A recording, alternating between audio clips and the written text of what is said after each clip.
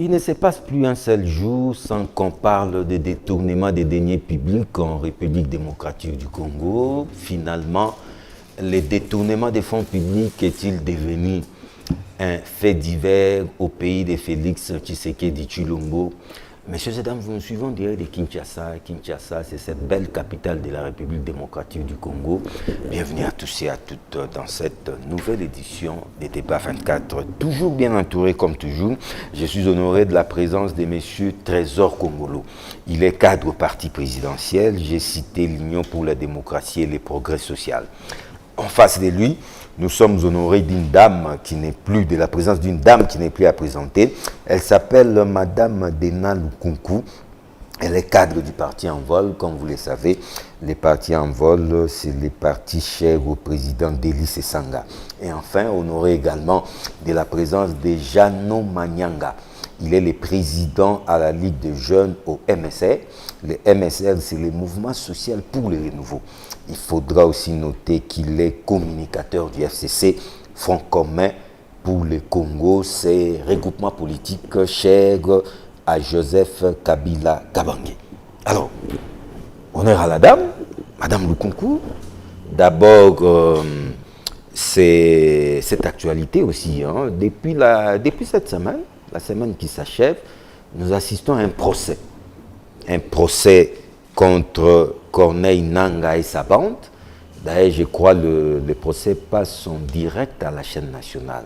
Comment avez-vous apprécié ces procès? Il faudra dire que Corneille Nangaa lui-même et la plupart de ses lieutenants ne sont pas là, mais quelques-uns qui ont été appréhendés sont là. Alors, comment avez-vous trouvé le déroulement de ces procès?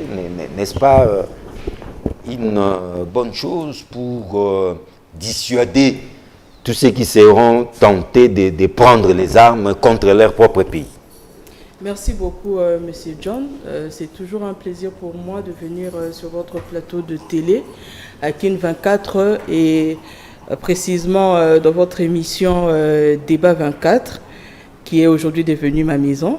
Et ça a toujours été également un plaisir pour moi de pouvoir venir pour discuter avec les compatriotes, pour parler nation. Je voudrais aussi profiter de l'occasion pour saluer mes co-débatteurs ici présents. Je vous salue vous-même, je salue également la population congolaise et toute l'équipe technique. Par rapport à votre question, nous, je peux dire moi et le peuple congolais, nous sommes aujourd'hui très curieux de pouvoir, de pouvoir écouter et savoir à quoi va aboutir ces procès de ces détenus qui ont été arrêtés. Et, bon, on a dit que c'était des collaborateurs de M. Nangaa. Tout à fait. Et ce procès que moi, personnellement, je qualifie de populiste. Populiste? Oui, parce que M. Nangaa, qui se trouve à l'est du pays, au fait, pendant un moment, je me suis dit que dans ce pays, il y a trop de décisions cosmétiques qui se prennent et il y a trop de décisions populistes qui sont là juste pour pouvoir distraire la population. Aujourd'hui, le débat n'est pas là parce que vous savez comme moi que M. Nangaa n'est pas sur place. Normalement, une personne qui doit être jugée devrait être une personne qui doit être arrêtée au préalable. Non, on ne doit pas toujours. Hein. S'il vous plaît. La procédure par défaut existe. Oui, la procédure par défaut. Ouais. Mais est-ce que c'est quelque chose qui est opportune pour l'instant? Mais oui, ça a aussi un rôle pédagogique. Mais après, qu'est-ce qui va se passer? On va faire un procès et après on va condamner M. Nangaa par défaut. Ouais. Et après, il y aura quoi? Donc ça voudra dire que tout le monde peut aller faire la rébellion et puis voilà, il sera condamné par défaut. On ne sait pas si cette personne pourra purger sa peine. Non, si jamais on mettait la main sur lui, il faut savoir. Si jamais, ça sera il y a déjà un jugement qui... Voilà pourquoi, M. John, ici nous parlons des priorités. En tout cas, pour vous, Parce c'est pas que une pour priorité. moi, ce n'est pas pour nous, en fait. Ce n'est pas une priorité parce que normalement, là n'est pas le problème. Le problème aujourd'hui, c'est que nous avons toujours décrié depuis le début, nous avons toujours tiré les sonnettes d'alarme. C'était par rapport à la dissuasion de notre armée, par rapport à la force de notre armée qui doit devenir une armée dissuasive. Et la solution pour le moment, ce n'est pas comme celles qui sont en train de prendre maintenant là, parce que c'est ce que moi personnellement je qualifie de décision populiste. Parce que présentement là, à défaut de vouloir mettre l'armée sur un pied de grandeur, où l'armée aujourd'hui doit être bien formée, l'armée aujourd'hui doit obtenir la logistique nécessaire pour pouvoir se battre contre M.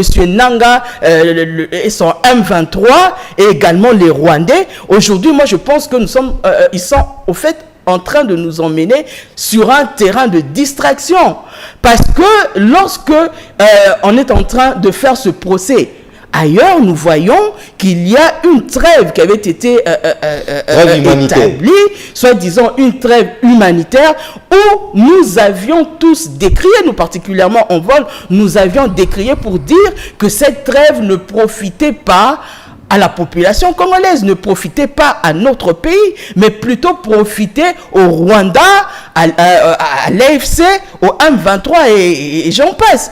Parce que là, nous voyons que pendant qu'il y a ce procès qui est en train d'aller vers son cheminement, aujourd'hui, il y a l'AFC, le M23 et les Rwandais qui sont en train de continuer à piller nos ressources. Nous avions été informés le lundi qu'il y a au parc Virunga un pillage systématique de nos minerais. Il y a de l'or à raison de 4 tonnes qui sont en train d'être évacués au Rwanda. Il y a le cobalt qui continue à être exploité dans notre pays. Voilà pourquoi moi je dis que cette décision pour pouvoir emmener Nanga en procès pour le moment est une décision populiste et cosmétique. Il faudrait trouver le problème ou régler le problème à la source.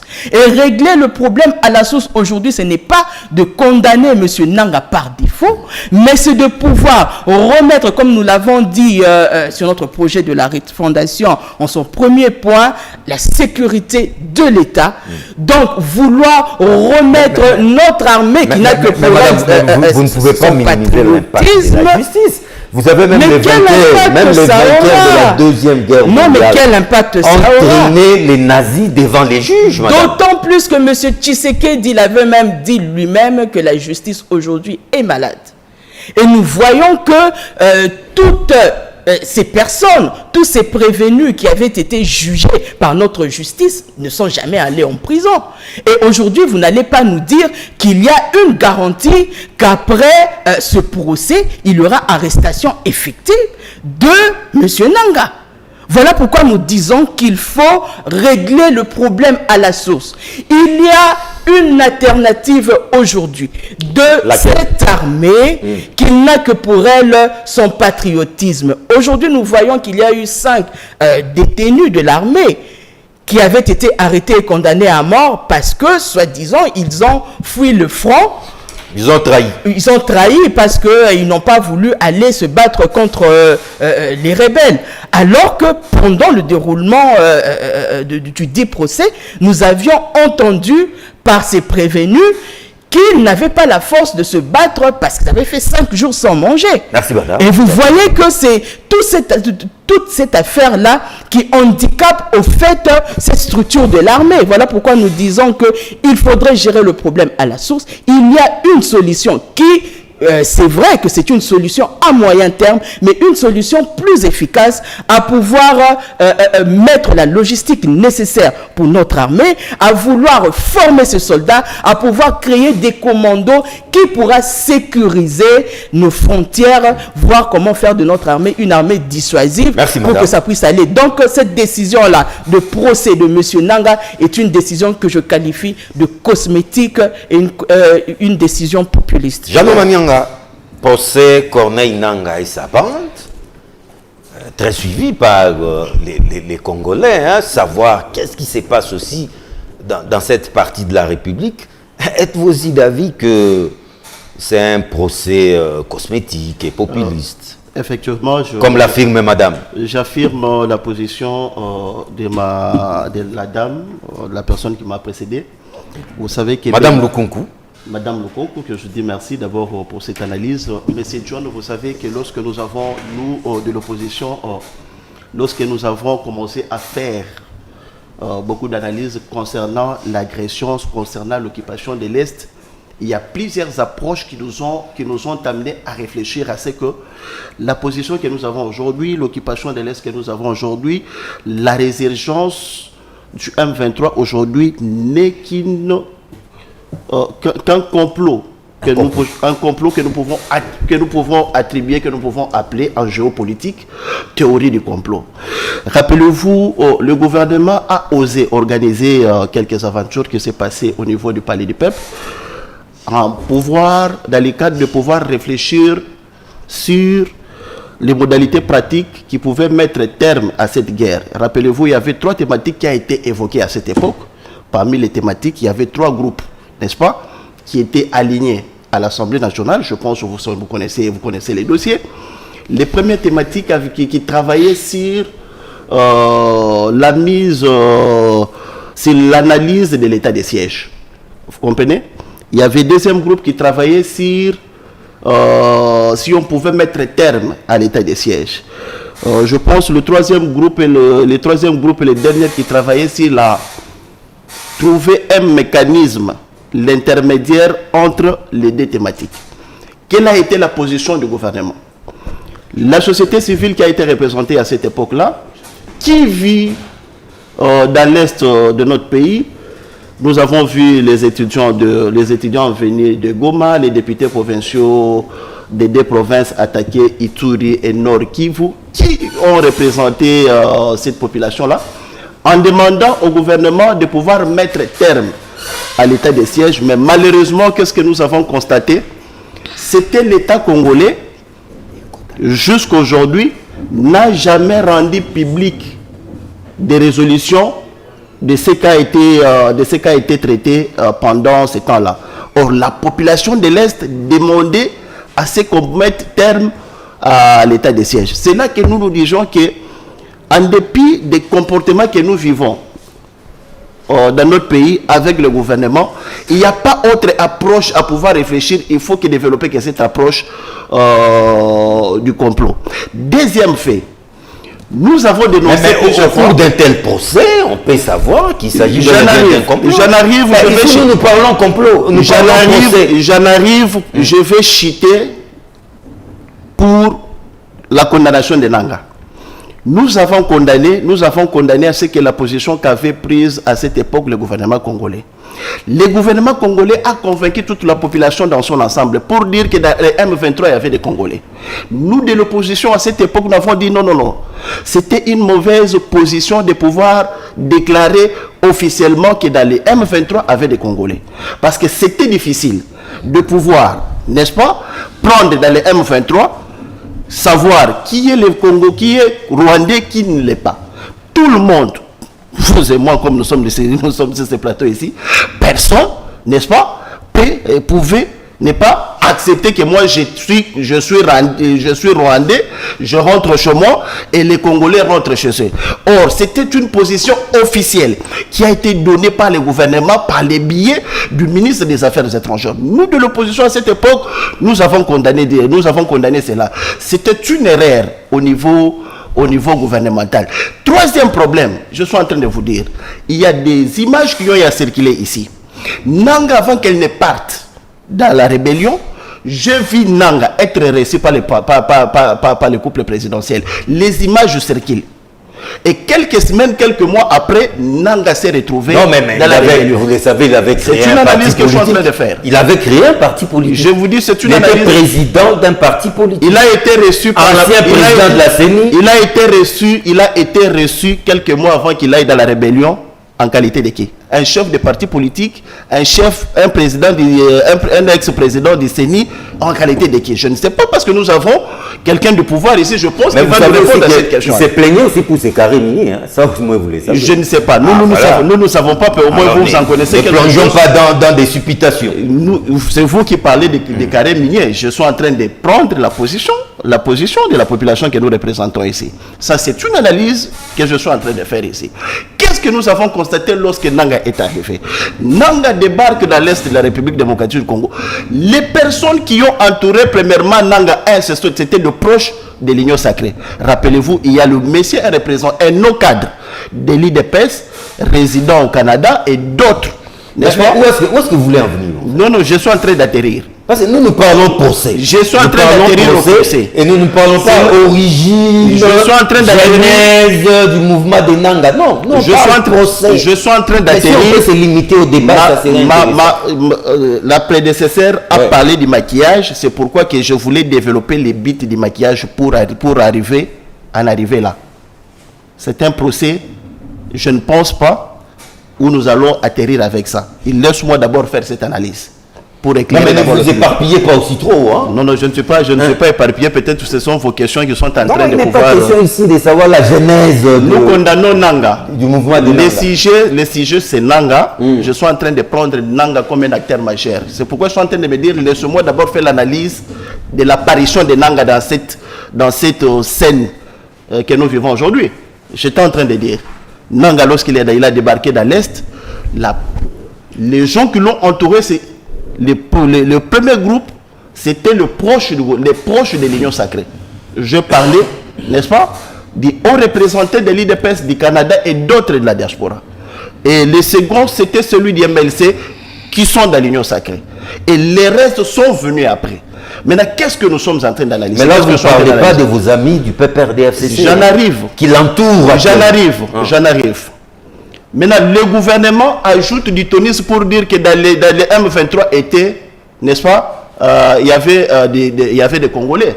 C'est ainsi que la malignité des Rwandais et de l'FCC n'ont fait qu'approcher quelques Congolais pour faire habiller ce que le gouvernement nous a déjà gobé, que les M23 ce sont des Congolais. Or, nous, à l'époque, on disait que les M23 n'étaient pas des Congolais, les M23 c'était des Rwandais. Ok. Là, vous êtes d'accord avec moi. Maintenant, nous avons le gouvernement qui vient. L'essentiel pour le gouvernement, c'est résoudre les problèmes des Congolais. Qu'est-ce que nous voyons? Constant Moutamba est en train de jouer aussi un très mauvais rôle par rapport au rôle qu'on lui a donné. Vous comprenez? Ça, c'est mon analyse, ça n'engage que moi. Ministre de la Justice, c'est mon analyse. Oui. C'est pourquoi madame a dit que c'est un procès qui est habillé avec beaucoup de maquillage. Pour se faire erno, pour faire du tape-lait, c'est du buzz. Pour faire effectivement du buzz, on vous a compris. On crée maintenant ces procès-là que je suis en train d'analyser. Du point d'abord formel. Vous avez dépassé largement 5 minutes. Du point de vue formel, si vous me donnez quelques minutes, Non, je crois que la parole doit tourner Merci dans beaucoup. Congolo. Vous avez suivi des amis de l'opposition, certes, avec l'air argumentaire par rapport à cette question du procès Nanga et sa bande. Votre réaction? Merci pour la parole, John Chitende. Je vous salue et je salue mes co-débatteurs sur ce plateau. Bonsoir. Par ricochet, je salue également nos téléspectateurs et tous les fidèles internautes qui suivent cette émission sur YouTube. Chers co-débatteurs, quand vous parlez, s'il vous plaît, ayez pitié de ceux qui vous écoutent, de ceux qui vous suivent. Avant de répondre à Madame Dena Lukuku. Je ne sais pas si c'est Madame ou Mademoiselle. Madame. Madame, merci. Je tiens ici à rappeler, en ce qui concerne les rébellions dans la partie est de notre pays, sachez que ces rébellions n'ont jamais été vaincues militairement. Ça a été des victoires négociées, ça n'a pas été des victoires, des vraies victoires militaires. Aucune. Mais en 2013, on nous dit que Kabila avait vaincu les... C'est l'appel du président Obama C'était pas qui avait militairement, ça. intimé l'ordre à Paul Kagame de se retirer. Donc il n'y a pas eu de coups de feu. Ce sont des victoires négociées. Même s'il y avait des coups de feu, mais c'était des victoires négociées. Souvenez-vous, j'ai toujours dit, je suis un politologue averti. Donc, mentir à un monsieur comme Trésor Kongolo, c'est une tâche très très difficile. L'insécurité dans la partie est de notre pays est non seulement voulue, mais entretenue par les puissances occidentales. Toutes les rébellions qui ont bénéficié du soutien extérieur ont toujours mis à mal la paix dans cette partie est et ça a toujours abouti à des négociations qui au finish nous donnent des petites accalmies comme résultat. Mais avec l'actuel président que je soutiens, les meilleurs présidents que nous n'avons jamais eu dans ce pays, Félix Antoine Tshisekedi Tshilombo, son excellence, il a décidé d'en finir une bonne fois pour toutes avec ses aventures dans la partie est de notre pays. Par quelle voie, par quel moyen? Par tout le moyen possible. Jusque-là, nous sommes sur le front diplomatique. Les fronts militaires, nous sommes en train de nous défendre, de chercher à reconquérir tous les territoires qui sont aux mains de ces petits bandits soutenus par le Rwanda et l'Ouganda. C'est une réalité. Et je dirais à Madame Dena que toutes les armées du monde ont leurs problèmes internes que vous ne connaissez pas. Malheureusement, dans ce pays, nous mettons sur la place publique tous nos problèmes au point de fragiliser même la sécurité de notre pays. Et ceux qui le font, ce ne sont pas des patriotes. Pour vous rafraîchir la mémoire, vous vous souvenez du général qui a été tué, je ne sais pas, il est mort par explosion, je ne sais pas si on avait explosé. Non, le général russe, le chef de Wagner. Oui. Il avait enregistré une vidéo où il disait que l'armée russe ne les soutenait plus. Il s'était retrouvé seul au front, face à la force de frappe des Ukrainiens, de l'armée ukrainienne. Il s'était plaint. Et avec la force de frappe des Russes que nous connaissons, mais jusqu'à ce jour, la Russie ne parvient toujours pas à prendre l'Ukraine. La guerre en Ukraine, c'est... Donc pour dire que la guerre a des réalités, et des réalités souvent qu'on ignore. Malgré la force des frappes de Donc l'armée... ça ne sert à rien de vociférer sur le plateau de télévision, parce qu'une fois aux affaires, vous allez vous retrouver face à la même réalité dont fait face aujourd'hui le président actuel. Alors, Madame Dena nous dit c'est un procès populiste. Et cosmétique. C'est très très grave quand j'entends de tels propos sortir d'une personne qui est considérée comme une élite dans la société, qui est censée orienter ceux qui nous suivent. Ce n'est pas un procès populiste. C'est un procès très très important, d'une importance capitale. Dans quelle mesure? À la fin de ces procès, heureusement, vous avez rappelé à Madame Dena qu'il soit là ou pas, et même s'il n'est pas là, il peut être condamné par défaut. Ouais. En d'autres termes, c'est une condamnation par contumace. Les juristes savent de quoi je parle. Donc, même s'il est absent, il sera condamné, lui et sa bande, ils seront condamnés par défaut. Et ils seront considérés comme des personnes non ingrates dans tous les pays amis à la RDC, madame. Les sanctions tombent déjà. Retenez très bien ce que je suis en train de dire. Je suis dans une approche pédagogique. Oui, qu'ils finissent, moi je vais le répondre. Pas de problème, c'est une approche pédagogique. Je ne pense pas que vous aurez des éléments pour me contredire. Parce que je suis dans la logique et la vraie logique. Merci. Ils ne seront pas admis dans des pays amis à la RDC. Ils seront considérés comme des personnes non ingrates. Une fois ils commettent l'erreur de se retrouver dans les pays amis à la RDC, ils seront arrêtés et rapatriés ou extradés en République démocratique du Congo pour faire la prison ici. Donc, ces hommes ne seront plus considérés comme des hommes libres. En fait, ce sont des fugitifs. Ce sont des condamnés fugitifs. Et l'importance de ces procès, madame, c'est pour dissuader les velléités des rébellions. Peut-être que vous avez du mal à comprendre ce que je suis en train de dire, tout à fait normal, parce que votre leader est le fruit d'une rébellion. C'est tout à fait normal. Moi, je suis issu d'un parti politique qui n'a jamais fait la rébellion, qui n'a jamais pris les armes pour prendre le pouvoir. C'est tout à fait normal. Vous pouvez être deux face à un politologue averti, il faut avoir des arguments solides. C'est tout à fait normal. Donc, aujourd'hui, le procès Nanga est d'une importance capitale, comme je le disais. C'est très important pour une dissuasion sur les velléités des rébellions. Donc quiconque voudra prendre les armes contre la République va réfléchir deux fois. Va réfléchir deux fois avant de prendre une telle décision. Et c'est très important. Ici, il faut féliciter le jeune ministre je lui présente d'ailleurs mes excuses parce que je lui appelle jeune ministre, c'est un grand monsieur. Non, il est jeune.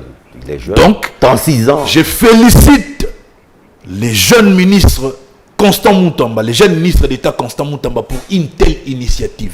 Et par ricochet, je félicite le chef de l'État parce que ce ministre a été nommé sur la seule initiative du chef de l'État. Oui, hein. Il n'est pas le fruit d'un quelconque regroupement politique ou de l'union sacrée. Ou d'une quelconque négociation.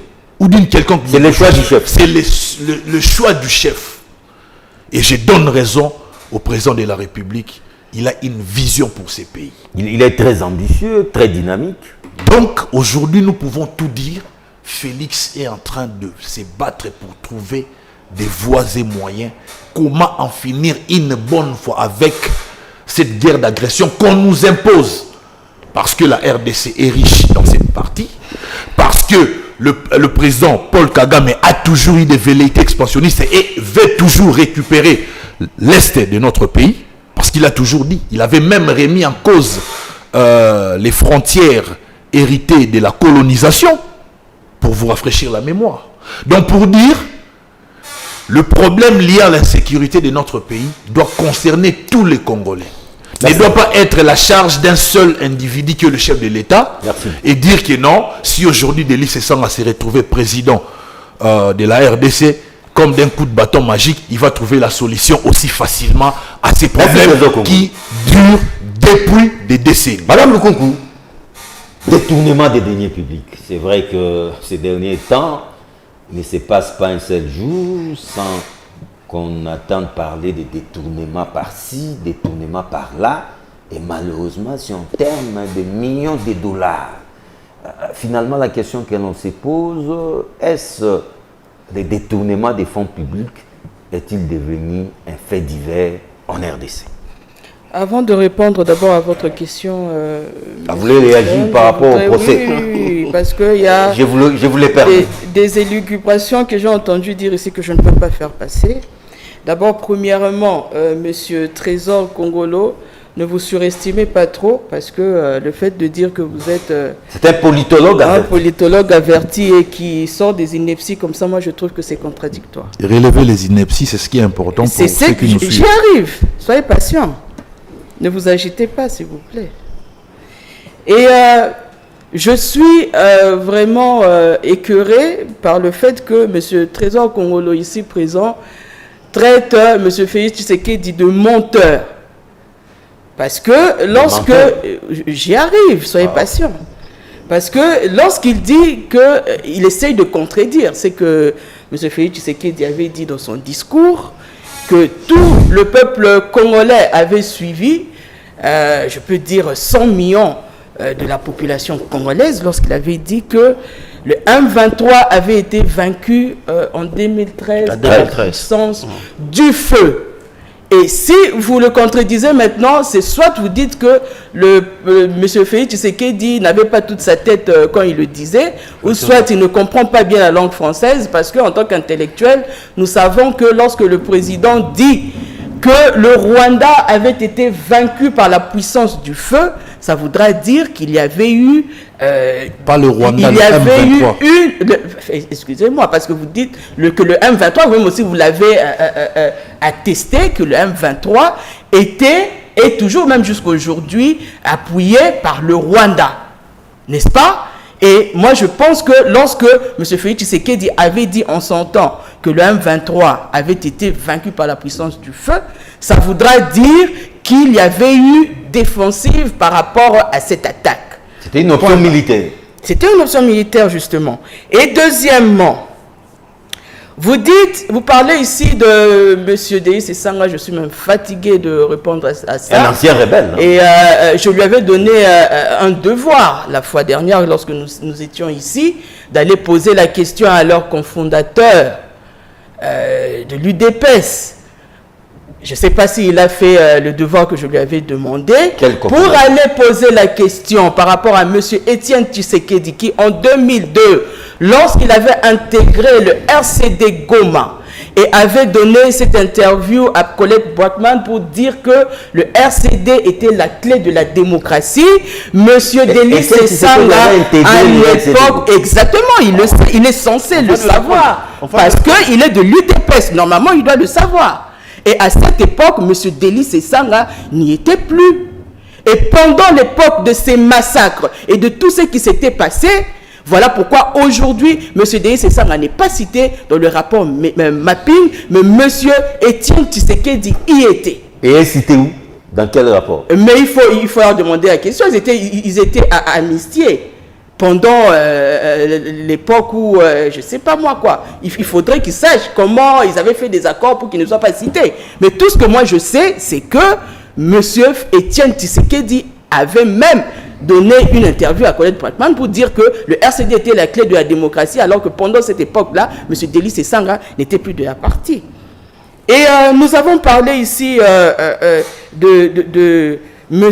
Claude Ibalanki, qui avait fait une lettre, parce que nous cherchions la lettre qui parlait de l'accord entre le gouvernement congolais et le M23.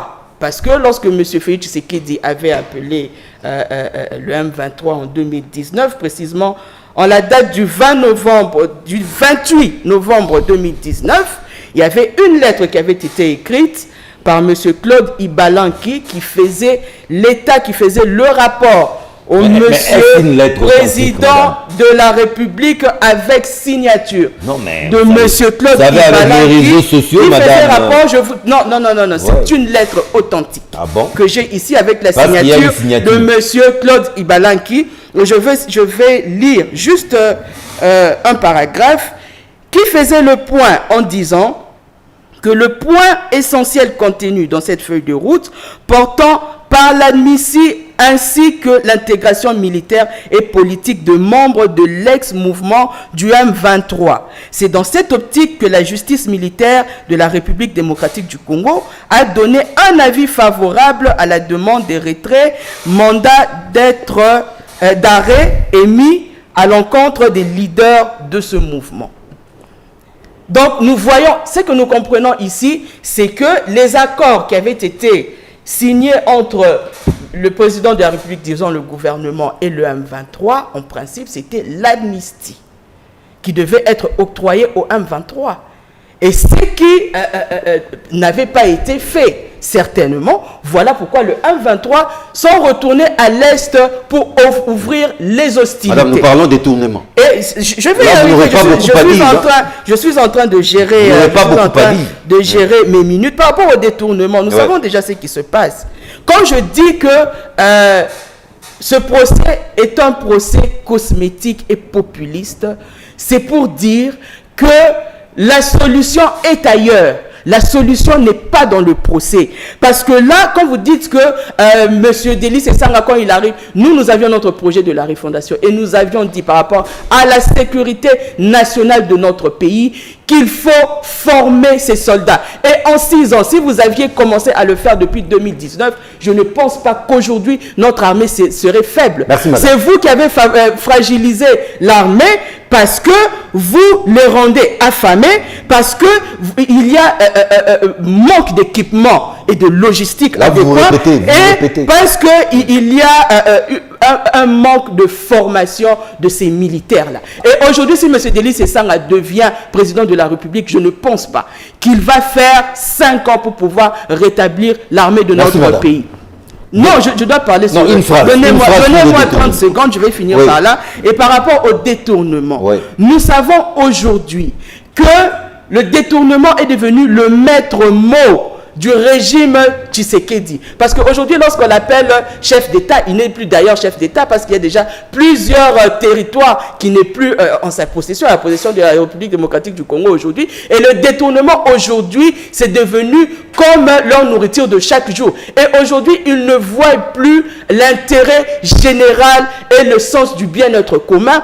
Aujourd'hui, c'est leur propre ventre, le ventre de leurs enfants. Et aujourd'hui, pour eux, ce sont plus leurs intérêts que les intérêts de la population. Nous avons vu qu'il y a eu même 28 millions qui ont été détournés par la gouverneure de la banque. Ça reste à prouver, hein, madame. Non, ça ne reste pas à prouver parce qu'on ne peut pas dire que le rumeur aujourd'hui en République démocratique du Congo est quelque chose qui se contredit après. Voilà. Aucun régime n'a autant lutté, combattu les détournements comme ces régimes. Dixit, le ministre des Médias, porte-parole du gouvernement. Moi, j'ai toujours critiqué les briefings du ministre des Médias. Laisse-moi d'abord recadrer les choses que je suis en train d'écouter ici. Vous savez, lorsque nous passons dans des chaînes de télévision, c'est pour, premièrement, identifier d'abord les gens qui nous écoutent. Il y a des gens qui sont plus intelligents. Il y a des gens qui sont plus intelligents que nous, qui ont de la maîtrise, de la matière, qui nous écoutent, qui ont besoin aussi de pouvoir écouter quelque chose. Moi, je pensais que mon frère d'en face allait rencontrer... Trésor Congolais allait rencontrer mes préoccupations. Bon, du début jusqu'à la fin, je n'ai pas vu là où il a rencontré mes préoccupations. Pourquoi? Parce que ma méthodologie d'analyse, c'est que j'ai appris en géopolitique, parce que les politologues, je suis politologue comme lui. Ah, vous aussi vous êtes politologue? Alors, ma méthodologie d'analyse, en fait, tel que m'a été enseigné par le professeur Banyakou, c'est pourquoi j'ai ma méthodologie à moi d'analyser un problème. C'est pourquoi je dis, ici nous analysons le procès. Ma concert de l'autre côté a déjà planté le décor. Moi je suis en train d'analyser ces dossiers. On sait, lui-même l'initiateur, c'est là où il a commencé, il sait là où il va finir avec ces dossiers. Mais le problème n'est pas de présenter les procès à la population. Le problème, c'est de voir l'acteur qu'on est en train de condamner. Quel est le rôle que cet acteur est en train de condamner? Vous savez que ce que je vous ai dit tantôt, l'acteur, avant qu'il se déplace, il a réuni toutes les conditions possibles avec la bénédiction du pouvoir en place. J'ai cité les noms ici, n'est-ce pas? Pour que ces décos soient plantés avec la bénédiction des gens que nous avons critiqués à cette époque. Madame Lukunku a évoqué ici la lettre de Ibalanke. Il y a le témoignage de Major Ngoma. Une lettre dans l'authenticité. Il y a le témoignage de Major Ngoma, pour ne pas les citer. Mais moi, j'ai toujours développé cette approche de théorie du complot. C'est-à-dire quoi? On a présenté Nanga, n'est-ce pas, comme un acteur. Je suivis seulement l'introduction de toutes les personnes qui sont incriminées. Par exemple, prenons l'assistant de Nanga. Il dit, nous avons combattu non seulement avec l'armée rwandaise, mais il se battait avec l'armée rwandaise à côté du FRDC. Ça, c'est les représentants du... c'est quoi le AFC, hein? On n'a pas besoin de connaître même les noms. AFC, je ne maîtrise pas, parce que nous, chez nous, FCC, ça nous intéresse pas. C'est un mouvement rebelle, ça ne nous intéresse pas. Donc, AFC, il dit, il voyait l'armée rwandaise à côté de l'armée de l'FRDC. C'est là qui me pousse, moi, comme politologue, d'utiliser ces approches de théorie du complot dans cette histoire. Vous avez compris. Détournement. Voilà. Détournement de fonds. Oui. Monsieur John, je délarme aussi que depuis l'IDPS est au pouvoir, en 2019, L'administration de l'IDPS est fondée sur les détournements. C'est ça leur mode de gestion, c'est ce qu'ils nous ont implémenté dans l'administration. L'administration a son élégance. Le pouvoir trouve son élégance dans l'administration. Rappelez-vous, en Belgique, la Belgique avait fait en 2014 9 mois sans gouvernement. Sans gouvernement, mais c'était l'administration une forte administration qui a eu à faire asseoir le pays. Est-ce qu'avec les régimes en place que nous avons aujourd'hui, ils sont capables de pouvoir asseoir l'administration? J'ai amené au moins quelques documents pour dire que les régimes que nous avons ici, ce n'est qu'un régime de détournement. Premièrement, les régimes viennent en 2019, ils initient un procès de 100 jours. Le procès de 100 jours que vous connaissez, c'était un package de 650 millions de dollars qui avait dans ce package la construction des routes, la construction des sauts de moutons, la construction des maisons préfabriquées.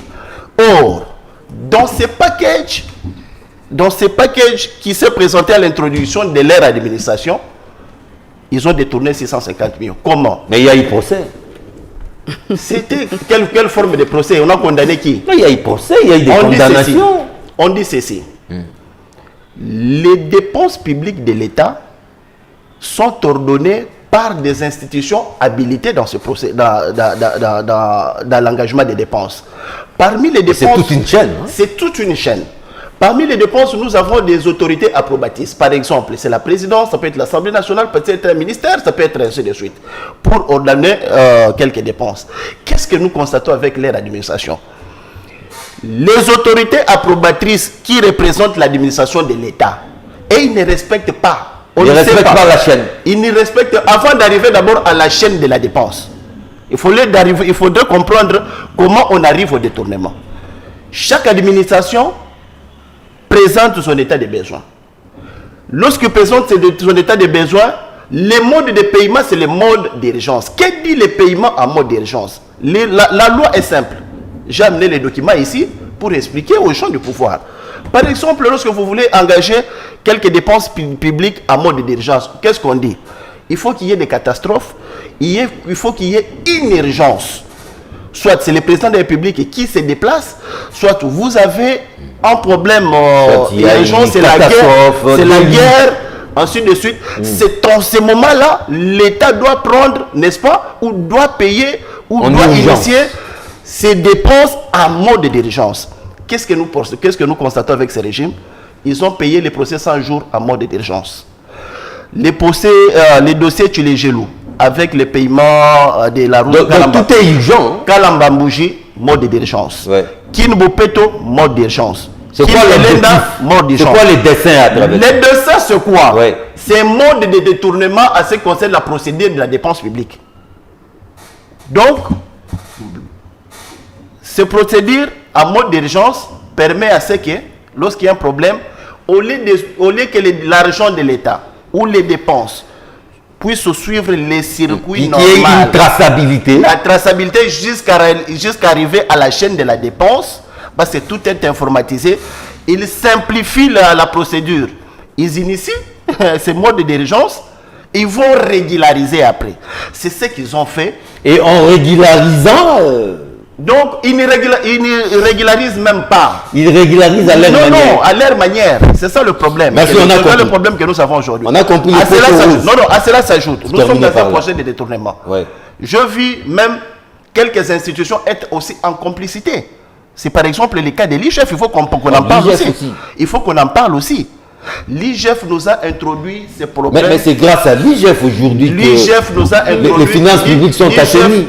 L'IGF nous a introduit une nouvelle donne, une nouvelle approche, le contrôle a priori et le contrôle a posteriori. Le contrôle a priori consiste à quoi?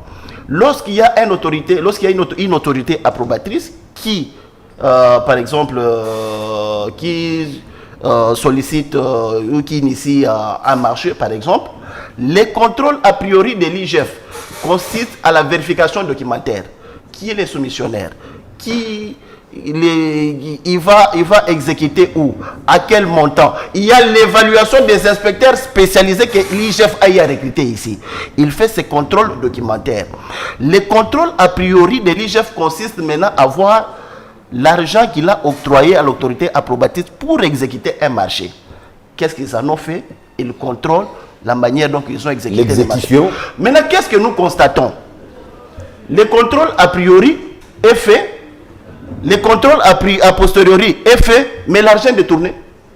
Malgré tous ces contrôles. Malgré tout ça. Donc l'IGF aussi joue à la complaisance. Il joue à la complaisance. Merci. Pour chiter, c'est un dossier très sensible. Non, vous allez lui donner autant d'antenne, il va répondre. Nous chitons déjà. Si vous pouvez me donner une minute. Je reviendrai à vous. Merci beaucoup. Trésor Kalala et Trésor Kongolo. Il y a un Kalala aussi qui porte ce prénom de Trésor. Je sais. Oui, Je le connais. Finalement, votre régime, c'est pire que les 18 ans de règne de Joseph Kabila. Qu'est-ce qui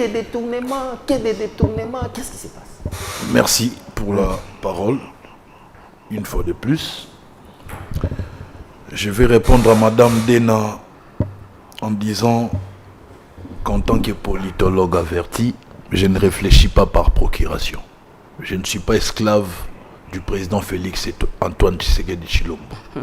Contrairement à vous, ça se voit que si Délice et Sanga dit une chose, vous acceptez sans pour autant analyser. Magister Dixit. Moi, je ne suis pas comme ça. Quand je dis que je suis un averti, lui, mon frère, c'est un politologue typique. Moi, je suis un politologue atypique. Je réfléchis différemment.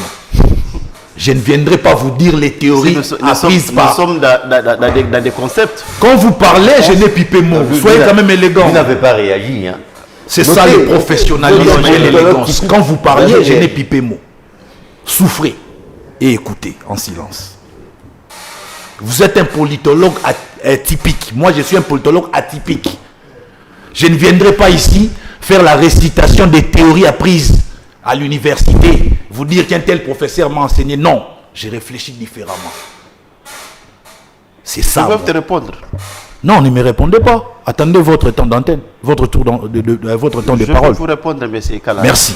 Non, monsieur Kongolo. Monsieur Kongolo. Monsieur Kongolo.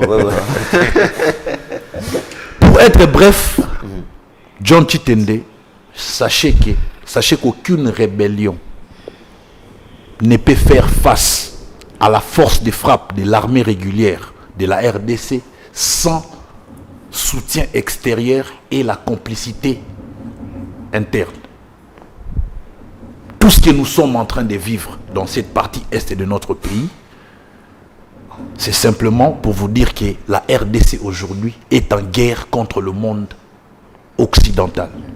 Seul contre tous. Vous pouvez vous imaginer, à nous, on nous bombarde des sanctions et aux pays agresseurs, on les finance et on les équipe en matériel de guerre. Vous trouvez cela normal? Seuls les avertis peuvent comprendre que non. Si nous ne sommes pas unis comme un seul homme, alors ces conflits armés dans cette partie est de notre pays vont perdurer. Donc aujourd'hui, la réalité nous renseigne que le Rwanda, soutenu, financé par les Occidentaux, avec des velléités expansionnistes de Paul Kagame, veut récupérer nos territoires. Et les opposants utilisent ces prétextes de l'insécurité dans cette partie Est pour tirer sur Félix Antoine Tshisekedi Tshilombo. Moi, j'ai réfléchi pour le Congo que nous allons léguer aux générations futures. Je ne réfléchis pas pour avoir le pouvoir demain. C'est ce que fait Madame Dena, c'est ce que fait mon frère du FCC. Mais moi, je ne réfléchis pas comme ça. Monsieur Manyanga. Monsieur Manyanga, excusez-moi. Voilà. Moi, je ne réfléchis pas comme ça. Qu'on puisse me donner des postes ou pas, j'aime mon pays. J'ai réfléchi pour le devenir de ces beaux et grands pays. C'est ça, trésor. Détournement. Alors, pour parler du détournement, d'abord, il faudrait savoir que le détournement est un phénomène endémique en termes RDC. de millions. Donc, on ne connaît pas. Donc c'est un régime des frappeurs. Laissez-moi. Non, vous avez la parole. Laissez-moi avancer. Je ne veux pas faire du populisme. dire que c'est un régime des frappeurs, ça c'est du populisme. J'irai beaucoup plus dans une approche pédagogique.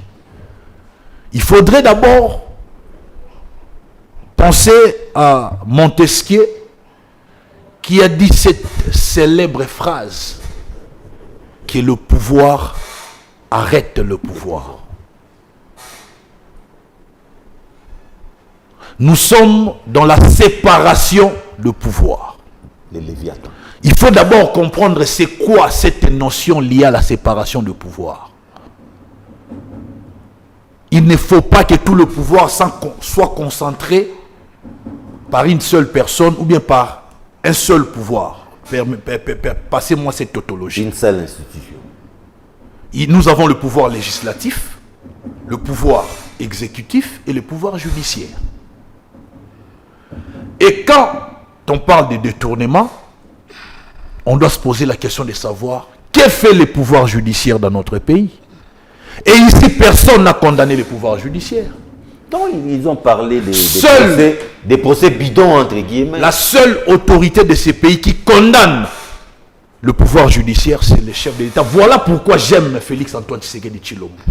Il nous a bien dit que la justice est très malade dans ce pays. Mais quand on parle de la séparation de pouvoir, on sous-entend que tous ces pouvoirs doivent se contrôler mutuellement. Ah oui, hein. Mais doivent se neutraliser.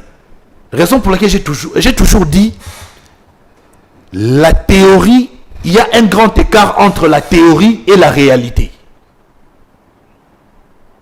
Selon la théorie de séparation de pouvoir, tous ces pouvoirs doivent se contrôler mutuellement. Mais je comprends ici qu'il y a un pouvoir qui n'est pas contrôlé. Mais lui peut contrôler les autres. Lui peut arrêter les autres pouvoirs. Mais lui, on ne le contrôle pas et on ne l'arrête pas. C'est le pouvoir judiciaire. Le pouvoir judiciaire peut arrêter le pouvoir exécutif, peut arrêter le pouvoir législatif. Mais qui arrête le pouvoir judiciaire? J'ai l'impression que dans ce pays, les magistrats sont les demi-dieux. Ils font ce qu'ils veulent.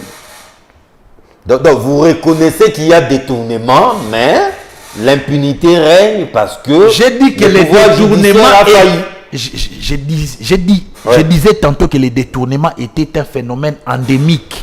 Oh, ok. Ça n'a pas commencé avec ces régimes. Et ça ne cessera pas avec ces régimes. Je ne dirai pas cette phrase. Malheureusement pour toi, je ne vais pas comment arrêter atterrir comme ça. Comment arrêter l'hémorragie? Mais on arrête l'hémorragie avec l'approche, avec ce que fait le chef de l'État, en dénonçant. Ah bon? Quand il dénonce, c'est pour inciter, au fait, le pouvoir judiciaire à faire face à ses responsabilités. À comprendre qu'un pays ne peut se développer sans une justice véritable et équitable. Nous avons tous suivi les procès 100 jours avec l'actuel président de l'Assemblée nationale. On nous dit que Vital Kamerhe a détourné. C'était au tribunal de grande instance. Ouais. Arrivé en appel, il est acquitté. Mais ils ne nous ont pas dit quels étaient les éléments nouveaux qui s'étaient ajoutés au dossier qui ont fait à ce que Vital Kamerhe soit acquitté. Donc, c'est comme si le pouvoir judiciaire était comme le pape. Lorsqu'il dit, on dit tous Amen. On n'analyse pas. C'est une sorte de blanchisserie. Donc, pour moi, on doit trouver les mal à la source. Et les mal à la source, c'est le pouvoir judiciaire qui ne fait pas bien son travail. C'est de ce côté-là qu'il faudra... C'est de ce côté-là. Et aujourd'hui, nos amis de l'opposition insistent sur la séparation de pouvoir, que le président ne peut pas s'immiscer dans les affaires de la justice, bien qu'il est le magistrat suprême. Les garants de bon fonctionnement. Les garants de bon fonctionnement du bon fonctionnement des institutions. Mais il ne peut pas s'immiscer. S'il dit que j'ai instruit au magistrat, vous verrez que Mme Dena viendra sur ce plateau pour dire pourquoi il doit dire qu'il a instruit. Et où est parti, où est l'essence même de cette notion de séparation de pouvoir? Une justice aux ordres. Une justice aux ordres. Et quand on laisse cette justice faire son travail librement, voilà les résultats. Merci Trésor. Merci beaucoup. Madame, il nous reste 6 minutes que nous allons nous partager deux. En 2 minutes, qu'est-ce que vous pouvez dire en guise de conclusion? Ce que je pourrais dire en guise de conclusion, c'est que M. Félix Tshisekedi, lorsqu'il est arrivé au pouvoir, normalement, parce que ce n'est pas le cas, il devait avoir une idée claire sur ce qu'il devait faire lorsqu'il sera président, s'il vous plaît, lorsqu'il prendra les rênes de la République démocratique du Congo. Et aujourd'hui, nous voyons que le gouvernement, M. Félix Tshisekedi et son gouvernement sont littéralement en perte de vitesse. Parce que lorsque vous dites que le président a instruit la justice, le président a dénoncé, je me dis, c'est quoi son rôle au fait? Parce que c'est lui le chef. C'est lui le chef suprême, on peut dire, du gouvernement. C'est lui qui doit taper le poing sur la table pour prendre des décisions qui s'imposent pour que la justice revienne dans ses droits. Pour qu'il y ait des magistrats qui peuvent dire le droit comme il se doit. Et aujourd'hui, si rien n'est fait, moi je pense que c'est de par la responsabilité du président de la République de pouvoir faire ce travail-là. Et aujourd'hui, l'UDPS a comme cette manie-là de pouvoir le dédouaner dans tout ce qu'il dit, dans tout ce qu'il fait. Alors, s'il n'a rien à faire à la tête du pays, il doit démissionner et laisser la place à une personne qui a cette aptitude-là de pouvoir diriger le pays, de le faire. On ne vous avait pas mis un revolver sous la tempe pour accepter la trêve. Parce que le gouvernement, en fait, a ce complexe-là de la peau blanche des États-Unis, de la France et de l'Union européenne, j'en passe. Parce que lorsqu'il donne un ordre, il faudrait que cela soit mise, je peux dire, exécuté, combien même ce n'est pas à notre bénéfice de pouvoir le faire. Et nous voyons qu'à partir de cette trêve-là, aujourd'hui, il y a toujours des déplacés, il y a toujours des exploitations illicites. Et voilà, aujourd'hui, vous ne pouvez pas dire que M. Félix Tshisekedi est innocent par rapport à ça. Et nous voyons qu'il y a, jusqu'à ce jour, en 6 ans, vous dites que le détournement, c'est en termes de millions. Ouais. Mais c'est aujourd'hui en termes de milliards, parce qu'il y a plus de 4 milliards de dollars qui ont été détournés depuis 2019 à ce jour. Je peux même commencer à vous citer. Il y a eu le détournement de 57 millions en 100 jours. Il y a eu 324 millions de la francophonie. Il y a eu 102 millions de Tchilé-Gelou. Il y a eu 300 millions de la Covid. Il y a eu 600 millions de RAM. Et quand vous faites la sommation de tous ces détournements, ce n'est pas en termes de millions justement, c'est aujourd'hui en termes des milliards. Et nous voyons que dans tout ça, la population, enfin, nous voyons qu'il y a des mères aujourd'hui qui vendent leurs enfants à cause de la famine. Merci, nous voyons aujourd'hui, je n'ai pas fait mes 2 minutes, monsieur John Chitende. Et M. Félix Tshisekedi lui-même aujourd'hui a institutionnalisé le détournement en encourageant la rétrocommission.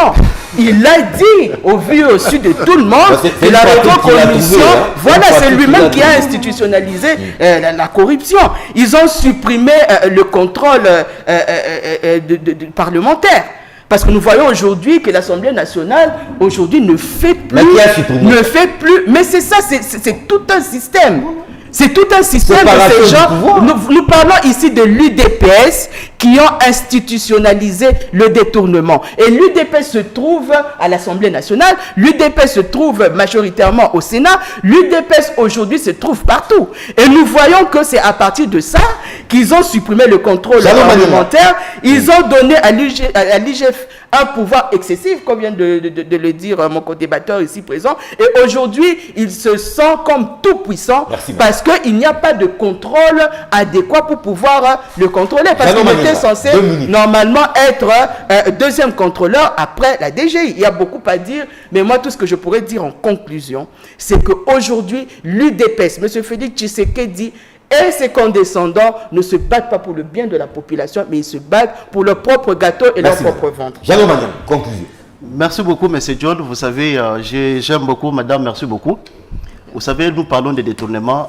Moi, je suis en train de rappeler mon ami du pouvoir. Ce n'est pas à nous que vous voulez apprendre des théories ou quoi que ce soit. je voulais juste rappeler une chose, n'est-ce pas? Oui. Dans les détournements, il y a la hiérarchisation des autorités qui interviennent dans les détournements.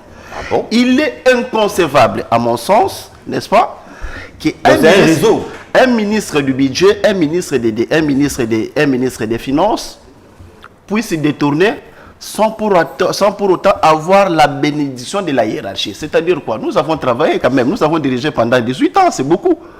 Vous en avez l'expérience. Il y a des ministères qui sont jour et nuit présents, attachés à la présidence. C'est les ministres de budget, c'est les ministres des finances.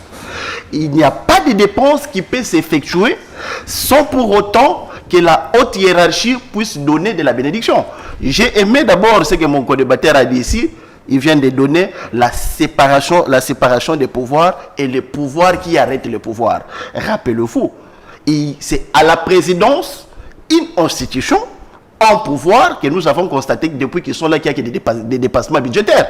Jusqu'aujourd'hui, autant de voyages que le président a effectués, l'argent ne retourne plus, ne rentre plus.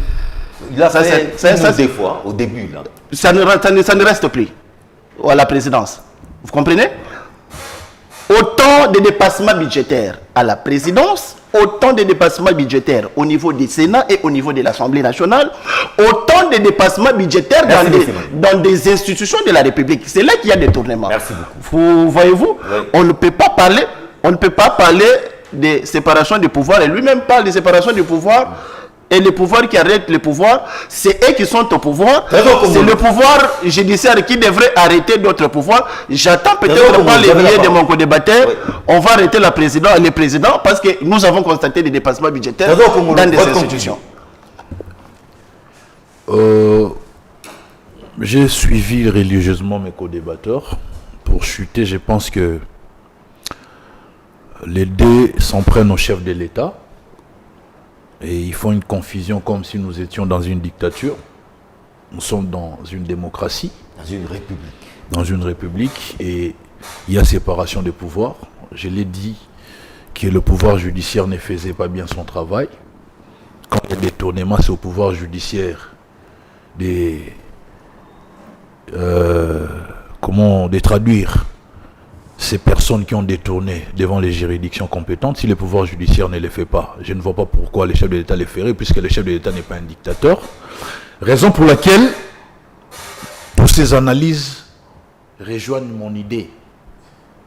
On doit changer cette constitution. On doit quitter du régime semi-présidentiel pour entamer les régimes. Laissez-moi finir. Pourquoi quand vous parlez, moi je ne parle pas? Ça va arrêter les détournements, tout ça. Les changements de la Constitution. C'est un autre débat. Donc, si aujourd'hui on se retrouve dans un régime présidentiel, là je pourrais tout mettre sur le dos du chef de l'État. Je pourrais condamner le chef de l'État. Tant que nous sommes dans un régime semi-présidentiel et où il y a la séparation de pouvoir qui doit être une réalité, je ne peux pas condamner le chef de l'État. Je m'arrête là. Merci beaucoup. Merci de cette conclusion. Trésor Congolais. Donc il n'est pas utile pour le pays. Madame Nkoukou est partie en vol. Ce n'est pas la Constitution qui gère. Ce n'est pas la Constitution qui gère les finances, qui gère les budgets. Rien à voir avec la Constitution. Le pays est régi par les textes. Il est inutile pour ce pays. Le pays est régi par les textes.